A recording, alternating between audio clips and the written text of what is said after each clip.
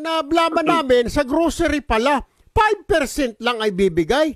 60 Yes, pesos. at hindi pa lahat ng grocery nagbibigay. Ilan na pala yan? Hahanapan ka pa ng booklet kung ano-anong hahanapin. Magbabawas lang sila ng 65 pesos. Kasi 5% ng 1,300. Maski 10,000, yung grocery mo, basta yung 65 pesos ibibigay sa iyo. Pero hindi pa lahat nagbibigay kasi hahanapan ka ng kung ano-ano. Ma'am, do you think it's high time na kailangan nating magtulungan tayo, reviewin natin itong batas na ito because obsolete na ho ito. I'm sure hindi pa kayo senior citizen nung naipasa ito. Ngayon, senior na kayo. Kailangan nating reviewin itong putragis na batas na ito. Tama yun, Erwin. Talaga, kasi obsolete na yung batas.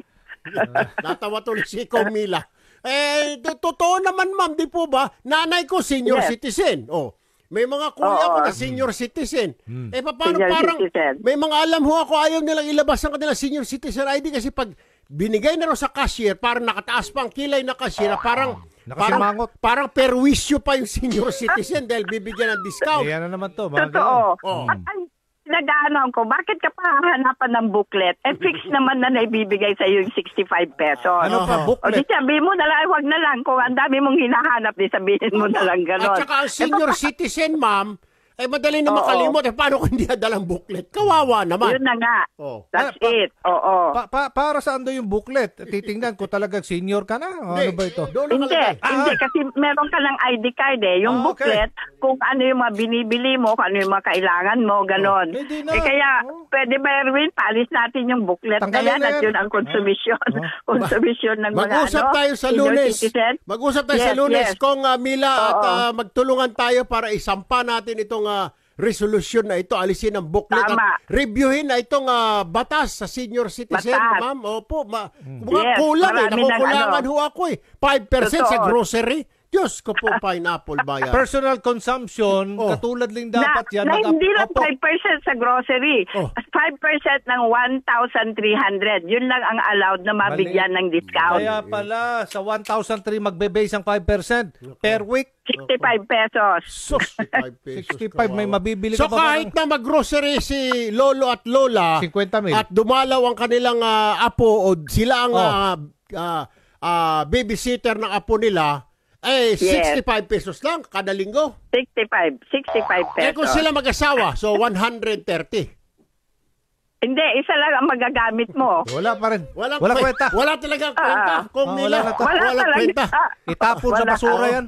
Kailangan na natin reviewin yung batas na yan dahil malapit na ako mag-senior, mga 10 taon na lang. Ako din, malapit na rin. Naganda na rin ako, ma'am. Diyos ko po. Bida ginoon ko. Wala na ko kontra dyan, ha? Anyway, kung nila talagang nakakadismaya po ito, natatawa na lang ho tayo, pero nakakainis. So mabuti na lang, namulat ang mata natin, siguro through Speaker Romualdez, may mga nagsumbong sa kanya dahil dito sa coffee shop na ito. Dito natin nabuksan at napag-uusapan ngayon itong kawawa at kalunos-lunos na experience ng mga senior citizen natin. Mga senior, tama. Tama, oo. So siguro po, so you agree with me na it's high time, balikan na ho natin itong batas na ito at reviewin, Comila. Yes, yung 9994, talagang medyo marami na rin tayong dapat baguhin doon. Oo. At saka yung promo na sinasabi, kung wala silang permit from DTI na magpro-promo sila, covered tayo ng discount. Covered ng discount ang senior citizen. Lahatin na lang po sana yan, ma'am. Oo. Hotel, restaurant, and grocery. Lahat. Lahat. 20 and 12%. Kasi ang madalas mag-promo ang hotel.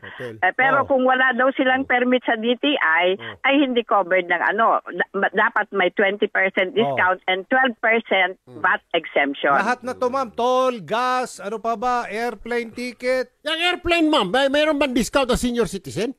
Domestic, meron. International, ma'am?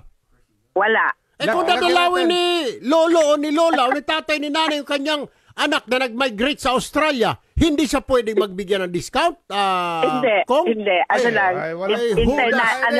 Domestic. Barabas na batas na yan. Walang kakwenta-kwenta. Bulok na batas. Ako na nagsasabi ko, Mila. Bulok Oo. Yes, domestic lang. Oo. Ay, namimili pa, domestic lang. Hindi, kasi marami Yes. na mga senior na yung mga anak nila, di ba? Nag-migrate sa Oo, Amerika, nga naman. sa Australia, Tama. sa Singapore, Oo. nakapangasawa doon. Halang-halang, hindi niya nadalawin yung kanyang anak doon. Oo. O sabihin ng That's anak, right. Oo. Mama, punta ka dito, tulungan mo ako mag-alaga nitong baby, oo. turuan mo ako paano bang ganito, paliguan tong baby. Oo. Eh, walang discount, Kong Mila? Oo. Unfair naman Walang ho yun. Kung international. meron man, baka 65 pesos lang din.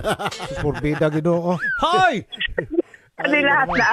65 pesos na nga lang sa grocery. Marami pang grocery na hindi ino-honor. May hilig sa 65. Bagsak na bagsak ang grado. 65. Anyway, Kong Mila, sige po, sa Monday, promise I'll see you po in your office and let's Yes, talk about yes, this we'll po. sit down. It's Yes, high right. time na po na baguhin na natin. Salamat po, Kong Milagros Tama. Magsaysay ng United, ng senior sa... United Senior United Citizens Senior Party List. Citizens Party List. Thank you very much Yes. po, Kong Mila Magsaysay. Good Thank morning you. po. Thank you, Erwin, ha, sa Thank you po. concern mo sa mga senior Of citizens course. and Aljo. Opo. Yes, ma'am. At pagsuporta mo sa mga senior citizens. Opo. Thank you Thank you very, po. very much. Yan.